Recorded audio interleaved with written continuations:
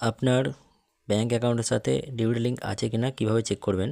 তো প্রথমে গুগল করবেন, এনপিসিআই সাইটে যেতে হবে। এরপর ওপর দিকে দেখবেন কাস্টমারে ক্লিক করে ভারত আধার সিডিং এখানে ক্লিক করবেন। তো আজকে আমরা ডিবিটি লিঙ্ক আছে কিনা চেক করব, তাই আধার ম্যাপ স্ট্যাটাস এখানে ক্লিক করব।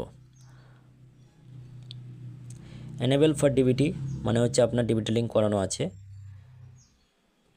তো এখানে আধার কার্ডের নাম্বারটি বসিয়ে নেব।